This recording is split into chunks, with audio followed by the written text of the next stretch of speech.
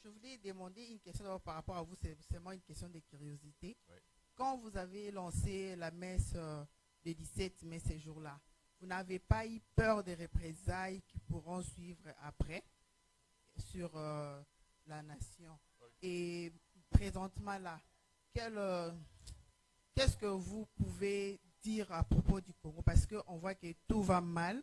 Vous avez déjà parlé, mais rien ne change. Est-ce que on sait que Dieu peut agir, mais du gouvernement présent, le peuple congolais peut attendre quelque chose de bon venant d'eux? Merci. Merci beaucoup. Vous vous appelez comment? Mimi. Madame Mimi. Ah, ok. Merci, madame.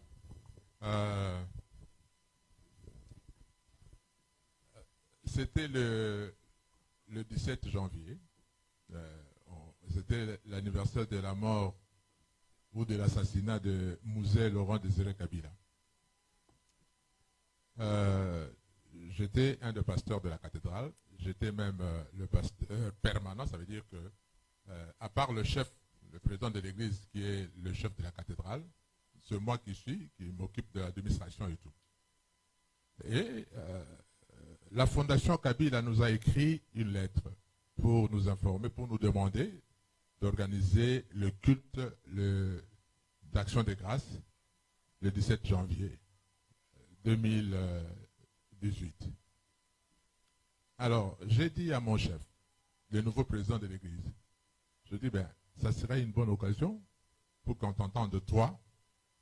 Et comme ça, ben, tu vas entrer dans le milieu congolais et tout ça par la grande porte. Et puis il a dit non. Ah, il m'appelle Franck. C'est comme ça que ma femme m'appelle, mes amis m'appellent. Il dit Franck, non. Toi, tu es habitué à faire ça. Fais-le. Peut-être une prochaine fois, mais pas cette fois-ci. Ok. Mon chef m'a dit, je prends ça comme l'ordre, on ne discute pas l'ordre du chef. Mais, comme toujours, même pour venir vous prêcher, je prends le temps de prier. Beaucoup de temps de prier.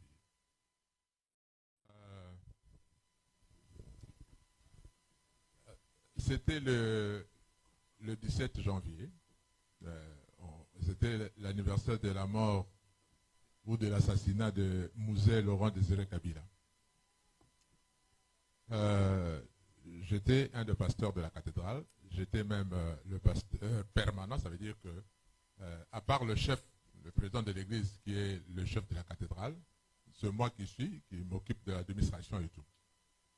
Et la fondation Kabila nous a écrit une lettre pour nous informer, pour nous demander d'organiser le culte d'action de grâce le 17 janvier 2018. Alors, j'ai dit à mon chef, le nouveau président de l'église, je dis, ben, ça serait une bonne occasion pour qu'on t'entende de toi. Et comme ça, ben, tu vas entrer dans le milieu congolais et tout ça par la grande porte. Et puis il a dit non. Ah, il m'appelle Franck. C'est comme ça que ma femme m'appelle, mes amis m'appellent. Il dit Franck, non. Toi, tu es habitué à faire ça. Fais-le. Peut-être une prochaine fois, mais pas cette fois-ci. Ok. Mon chef m'a dit, je prends ça comme l'ordre, on ne discute pas l'ordre du chef. Mais, comme toujours, même pour venir vous prêcher, je prends le temps de prier. Beaucoup de temps de prier. J'ai demandé à certains de mes étudiants, mes amis, qui me soutiennent dans la prière, de prier pour moi aussi. Voilà ce que le président m'a demandé de faire. Et quand je priais, je sentais en moi quelque chose, et j'ai dit même à ma femme, j'ai l'impression que ça sera ma dernière prédication. Je sentais ça. Mais je n'avais pas encore la prédication. J'ai vu ce que Dieu a fait dans ma vie de pasteur. Il y a des fois des prédications que j'ai seulement 10 minutes avant. Alors je priais, j'ai mis beaucoup de temps à la prière. Ma femme, 2 jours avant, me pose la question, est-ce que tu as la prédication que tu vas faire? Elle dit non, je n'ai rien du tout, je n'ai pas reçu du Seigneur quelque chose. c'est la veille. Je ferai la prédication demain. La nuit, c'est là où le Seigneur va me parler. C'est comme une petite dictée comme ça. Elle dit le sujet, qu'est-ce que nous allons léguer à nos enfants? Et puis 1, telle chose, 2, telle chose, 3, telle chose, etc. 5 points que je notais sur un bout de papier. Dans ma Bible, là, il y a le petit bout de papier. Voilà. Un bout de papier, un petit bout de papier. Et puis c'est tout. Ah, je dis Seigneur, merci, mais je vais lire où? J'ai prié et le Seigneur m'a imprimé un passage biblique. Je cherchais dans la Bible 2 passages bibliques. Et ajouté un 3e. Et j'ai prêché. Tout ce que vous avez entendu, c'est arrivé sur place. Je n'ai pas écrit. Je n'ai pas préparé par écrit. Et quand je parlais, je ne voyais personne qui était là. J'étais concentré à écouter ce que le Seigneur me dit et je parle. Ce qui me vient en tête, c'est ce que je dis. C'est après la prédication que je commence à voir des choses bizarres. Oui. Déjà, on termine le culte, nous les pasteurs on sort avant, et puis on va saluer nos invités et tout ça. La première dame était là, elle a salué le président qui était devant moi. Et puis il y avait quelqu'un d'autre, un pasteur, et puis moi, 3e personne. Elle a salué les 2, mais pas moi. Elle est partie. J'ai compris qu'il y a quelque chose déjà qui ne va pas. Et puis, j'ai entendu certaines personnes dire des bêtises là-bas. Bon, enfin. Quand je quitte là pour entrer dans mon bureau, ceux qui connaissent la cathédrale, on venait par l'extérieur, on arrive là où il y a le baptistère. Je trouve des femmes. Les femmes, vous êtes compliqués, mais vous êtes une belle créature de Dieu. Les femmes de ma paroisse, j'ai trouvé un groupe de femmes qui commencent à danser. Quand je viens, elles dansent, elles chantaient pour moi, elles dansaient pour moi. Je dis waouh, c'est que c'est grave. Je suis rentré chez moi à la maison. Ce jour-là, nous avons des protocoles de notre paroisse. Et nous avons des gardiens parce que les gens, nous sommes à Kinshasa, hein, quand je vois des voitures dormir à l'extérieur ici, aux États-Unis, je dis souvent à mon fils, vous avez la grâce, hein, vos voitures dorment à l'extérieur, n'essayez pas ça à Kinshasa. Alors, nous sommes au culte, les voitures sont à l'extérieur et les gens volent des histoires là-bas. Et on a organisé une équipe de surveillants, composée surtout de militaires, de camps en face, qui viennent prier là, de militaires. Alors je vois cette équipe de militaires qui vient m'escorter de mon bureau jusque chez moi à la maison où j'habitais, à l'intérieur, mais du côté de l'université. Il y avait la maison là-bas. Ils m'emmènent, mais pourquoi?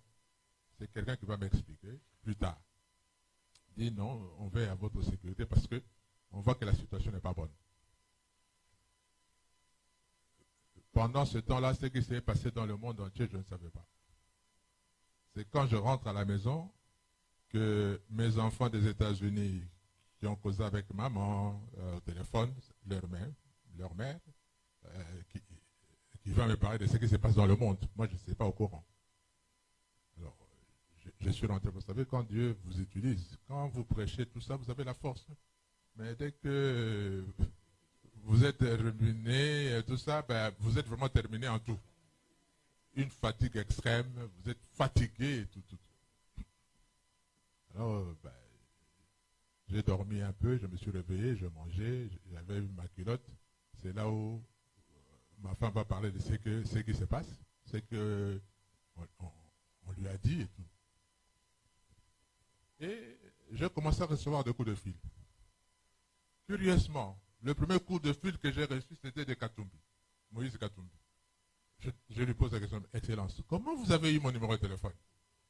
Elle dit, non, j'ai un cousin à Kinshasa, je lui ai dit, je veux parler à ce pasteur.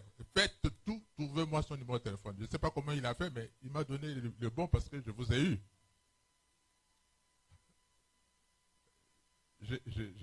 J'ai même rigolé un peu, vous allez rigoler. Une des personnes qui m'a téléphoné le même jour, c'était Boketu Premier.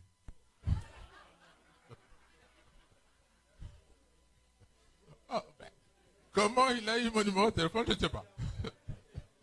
Je ne sais pas. Et certaines personnalités politiques ont commencé à m'appeler comme ça. Dont ma tata Pogno m'a appelé aussi et tout ça.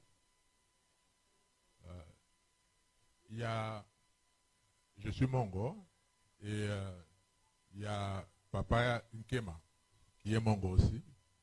Il m'a téléphoné, je crois qu'il doit être, si ce n'est pas en Belgique, en Suisse. Il m'a téléphoné, il m'a parlé en Mongo. Il m'a dit, petit, tu as fait une bonne chose, mais je connais ces hommes-là. Je connais. J'ai travaillé longtemps avec eux. Ils ne vont pas vous laisser tranquille. Hein? Et je crains même pour votre vie. Faites attention. Faites extrêmement attention. Bon, c'est alors que les choses ont commencé à changer dans ma vie. Bon. Bref, ma femme a eu une bonne analyse quand j'ai eu à lui dire tout ce que j'ai reçu. Elle a dit, ben, oui, dans la Bible, il y a l'histoire de David et Saül. Quand David va tuer Goliath, Saül était content. Mais quand les femmes ont commencé à chanter, à dire que Saül tue 1000, mais David tue 10 000, Saül a eu la jalousie. Il a dit, ce qui va se passer dans ta vie, c'est ça justement. Le monde entier a réagi positivement. Et on a entendu des histoires que les gens ont dites, c'est incroyable. Alors le président ne sera pas d'accord, ne sera pas content.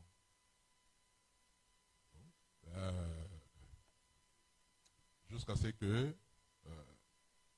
un jour on m'a téléphoné de la Belgique, quelqu'un de la présidence de la République, parce que nos téléphones étaient déjà sous écoute, qui a téléphoné à son ami que lui connaît, et il est dans le siège du milieu protestant, peut-être tu peux connaître le pasteur Ekofo. Il lui a dit, si tu connais ce pasteur, dis-lui ceci.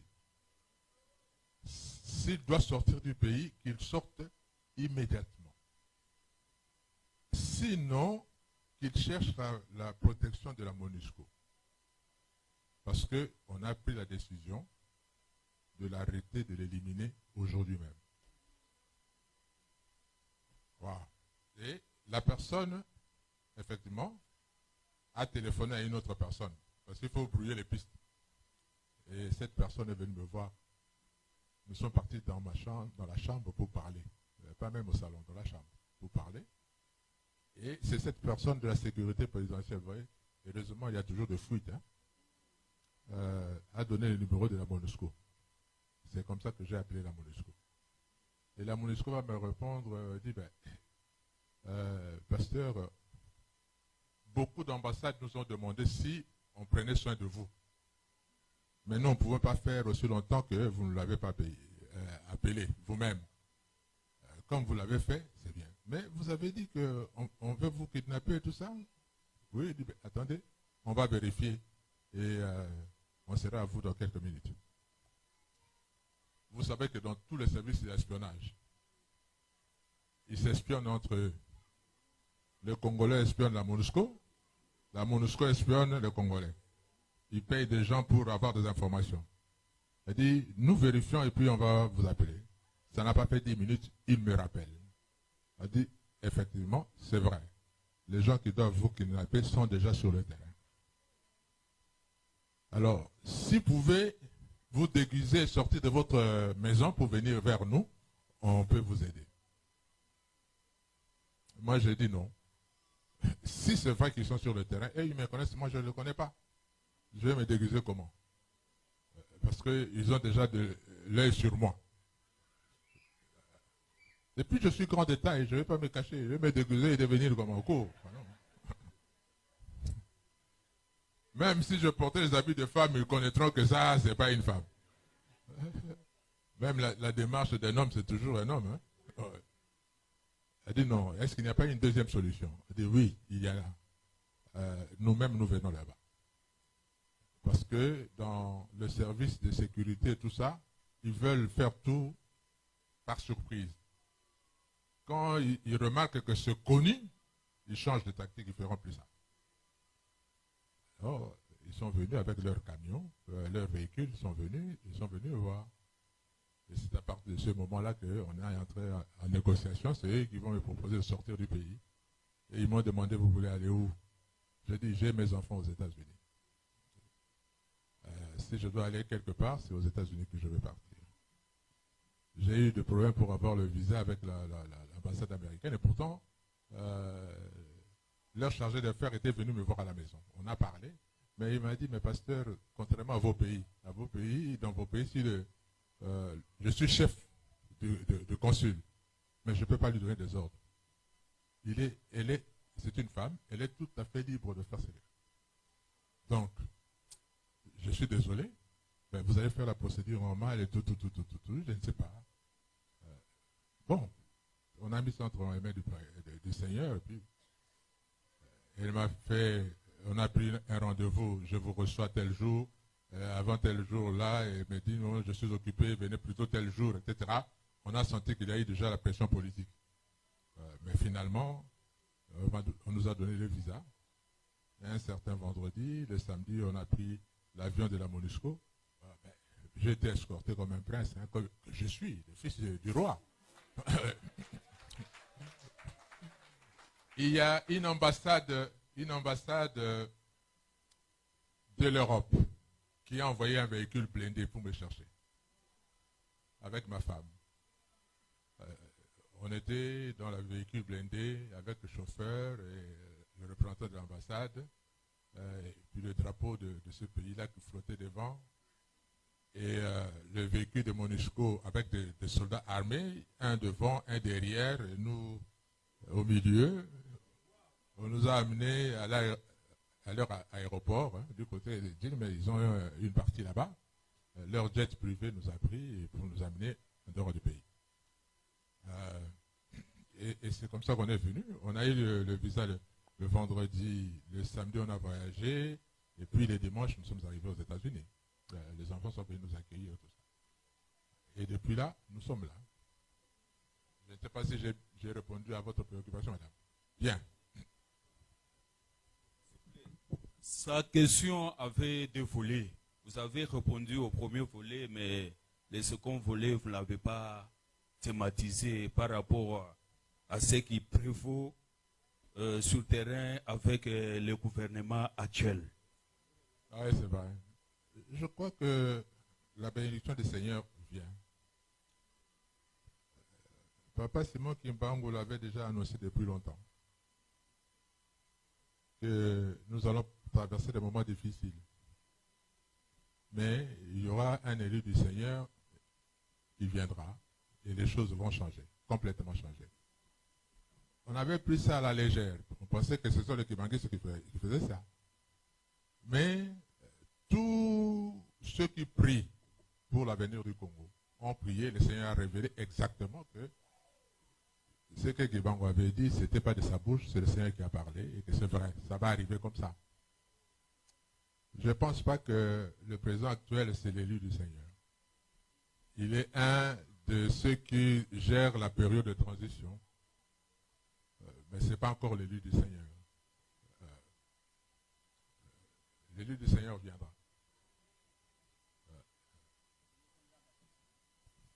Pardon? Ça, c'est ma prière. Je prie pour que devienne Jean-Baptiste pour préparer la montée sur le trône du Congo de l'élu du Seigneur. Ouais. Ça, c'est ma prière. Ne pensez pas qu'il fera comme une baguette magique, laver les cerveaux, enlever tout, change, non. Déjà, il a eu un faux départ. Le deal qu'il a signé avec un parti qui a dirigé le pays pendant 18 ans, qui n'a rien fait. Et vous voulez gouverner avec ce parti-là. Qu'est-ce que vous attendez de mieux? déjà, le départ était faux. Il va peut-être changer les choses petit à petit, je ne sais pas, mais il aura des difficultés pour le faire. À moins qu'il renonce à ce qu'il a fait, à la pris comme engagement. Mais s'il osait renoncer, ben, on va le tuer. Dans ce monde-là, quand vous avez signé, vous avez signé. Quand vous renoncez, ben, on vous élimine carrément. Ouais. Il faut prier pour notre président. Et prier pour notre pays.